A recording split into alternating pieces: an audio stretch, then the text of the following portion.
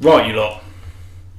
I'm sure you've all seen the news and you've seen the title, but let's talk Villa. And yes, unfortunately, guys, the news is true. It would appear that Kamara is going to be out for the rest of the season with an ACL injury. Standard recovery time for that is 5 to 6 months, meaning he'll probably be back just in time for the next season to kick off.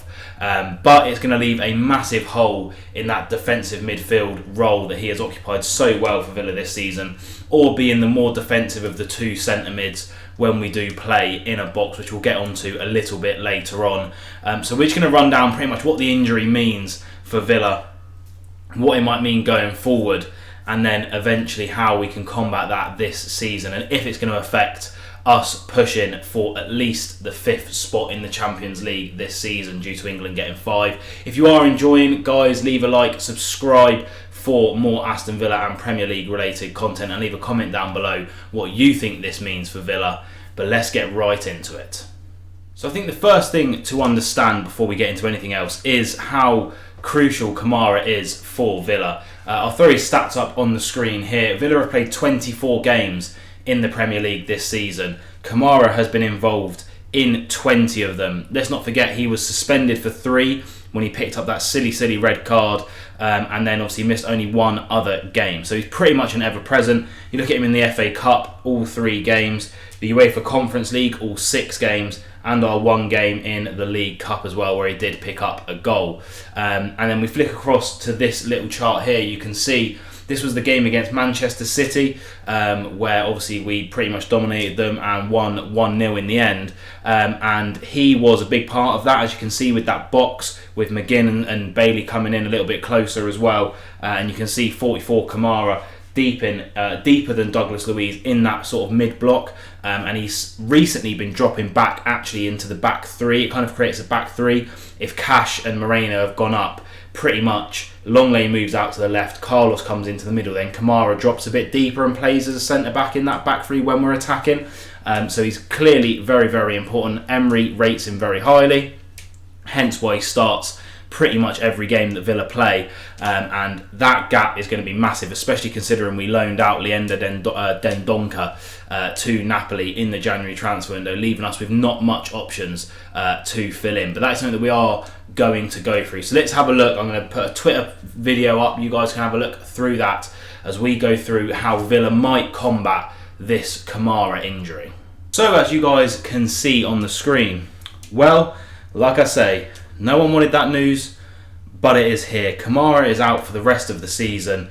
But with that being said, let's have a look at how we can try and salvage our push for Champions League football in my Twitter thread. Guys, if you are enjoying the Twitter content as well on these videos, head across to my X. It's linked down below. It is Let's_Talk Villa, where we just go through all things Villa. You know the deal. First, for the right now. So whilst Consa's still out injured and obviously Kamara is out, let's have a look at what I've come up with here. It's sticking with our 4-4-2 formation, as you can see, with Ollie Watkins and Diaby up front. Purely that's just the only 2 strikers we have at the moment because Duran's still injured. And then Bailey on the right-hand side, McGinn on the left, as we have been lining up. And then I've gone for Douglas Luiz and Tim Arogbenam. I know Tim Arogbenam's main men's football experience was with QPR down in the Championship, but he is the only true holding midfielder, true defensive midfielder that I think we have left in our squad. Otherwise, you have to ask other players who aren't familiar with that position and maybe aren't as defensive minded to fill in. Maybe you restrict how good they are going forward, and I just don't think it's worth the risk. I think I'd rather risk a 20 or 21-year-old player with a really bright future to step up and take his chance. It reminds me of, the young Declan Rice taking his chance. I remember Reece Oxford when he played for Arsenal. Again, he fell out of, that might have been West Ham as well when he played against Arsenal. I think he back-pocketed Mesut Ozil when he was like 15. Never got the chance, but he stood up and he was the only player for that position. They played him and it worked. And then your standard back 4, I don't like it, but it's Moreno, Longley, Carlos and Cash, with Martinez in goal. But that's the right now. What about the could be? So this is again sticking to our 4-4-2 formation, because this is what could be when everyone is back fit. And then I've gone for Martinez in goal, obviously. the probably strongest back four that we can field at the moment, which is Luca Digne, Pau Torres, Diego Carlos, and then Ezri Konsa playing right back. We are just more solid like that, I'm afraid. Even though I don't like Konsa at right back because he's such a good centre back, I think it has to be done because of how poor Matty Cash has been. Jacob Ramsey on the left. I have had to put McGinn filling in that centre mid role purely because he is obviously our captain and, 20-year-old John McGinn. Obviously for right now I'd like Tim to get his chance, but with JJ back to full fitness, I think he'd probably have to adapt, and he is the captain. That's what he's there to do, fill in those gaps and drive the team. And then Louise, Bailey, Diaby and Ollie Watkins completing our starting 11. But you know me, you've seen the fleeces, you've seen that I have Chariot and Fingerprints of the Gods. I have a little Dobby with a nose missing because my cat's nicked it. We have to be a little bit funky, guys, come on. What about a 4-2-3-1? I know Emery hasn't really switched up how he likes to play, but injuries sometimes dictate that for a manager. Emi Martinez in goal, the same back five because it is the strongest back five that we have. And then I have gone for Tim Arognan playing that pure DM role with Douglas Luiz next to him with a little bit of creative freedom and licence to go forward because Tim will be playing that holding role, probably sitting as an anchor right in front of the back four. And then Bailey on the left, I understand he's left-footed, but out of Bailey and Diaby, Bailey has the much stronger right foot of the both. John McGinn in the middle in like a number 10 type role to break in between the lines, hold up the ball and free up those two down the wings because it is Diaby on the right-hand side of him. The pace of Bailey and Diaby with John McGinn's big booty holding the ball up and spraying balls left and right to them maybe could release us to being a fantastic counter-attacking team and then whipping the ball into Ollie Watkins up front. Obviously he's our only striker that we have at the moment. And let's get a little bit more funky. 4-3-3. We haven't seen Emery play this before. However, again, the standard wingers of Bailey and Diaby, their pace could wreak havoc, especially Bailey's trickery as well. And then Ollie Watkins up front.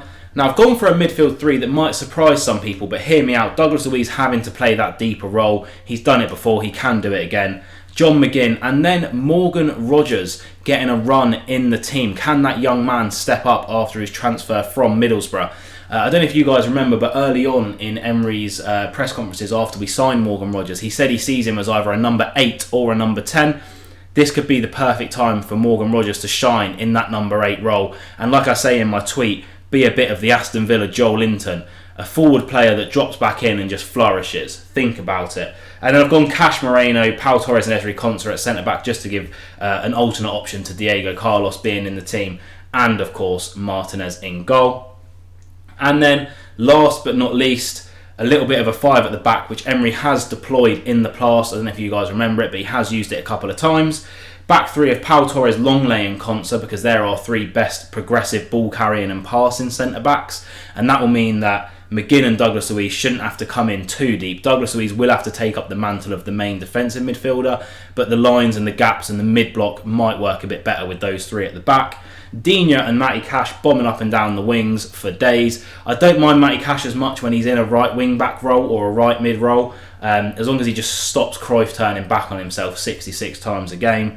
Yuri Tielemans playing that sort of floating number 10 role in behind the strikers, somewhere where he's flourished this season has been as a split striker. So as a number 10, I could see that working for him as well. And then Leon Bailey, because he's been our best player or one of our best players this season, and Ollie Watkins up front with the threat of John Duran off of the bench. Morgan Rogers coming in and playing maybe with the wing-back role. Could be a new role that Emery could deploy him in. Or even that number 10 role, which Emery said he did see him as at the start of the, like I say, in the press conference.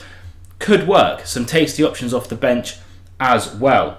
And then going down, I did put a little poll out. Of course I put a little poll out, guys. Come on. Every video that I remember, I put a poll out. And 33% of people have said, let's stick to the 4-4-2, the strongest one that I put out there. So the second 4-4-2 that I'd done. Some people wanted it the 4-2-3-1. Let's switch things up. Let's see what happens.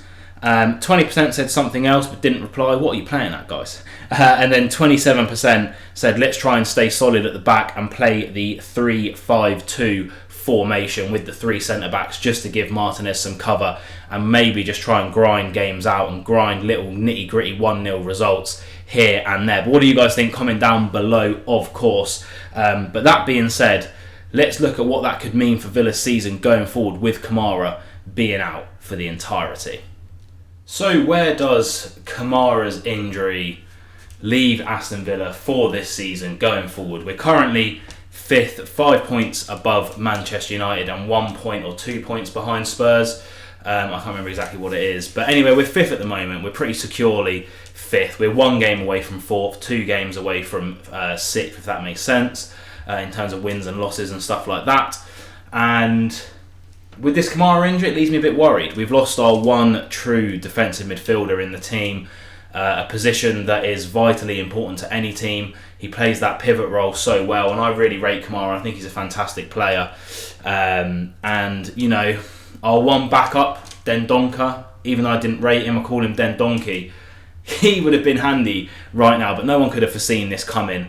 What is it now, 3rd ACL injury for Villa this season. That is terrible. The only good news coming out of it is that I think Konsa is going to actually be alright going forward, and he should be back within a few weeks. But it is mean we're going to have to switch stuff up. It is going to test Emery's how resolute he is going forward with his tactics and his team. And I have seen a lot of articles which have rightly pointed out this isn't the first time that an Emery team has collapsed. Obviously not completely due to injuries in the past, but he has a little bit of form for his teams sort of just falling apart out of nowhere. And now is the time for him to prove that he can get these teams back on track, and he can get Villa back on track. I think it's going to be a massive season now going forward for Timo Roegmanum. I think we could see Morgan Rogers deployed at that number 8 role, like I suggested in the 4-3-3 formation. And I think, like I said it after the United game in my last preview, there is a bit of an injury crisis at Villa. I said that in a different video as well. Go back and watch that one on my channel. It's like 24 minutes long, talking all about Villa's top 4 chances. And that was before Kamara got injured. I mean, geez.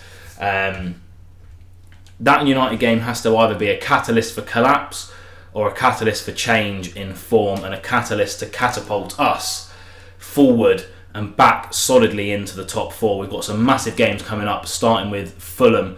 The preview for that will be out on Thursday. And it's going to be a big test. Villa, I think, know it's going to be a big test. And Timo Roegmanum, I think it's your time to step up and shine, young man. Show us why we were all so excited by you when we signed you from West Brom. And as always, guys, up the Villa. Comment down below what you think. And be nice to everyone.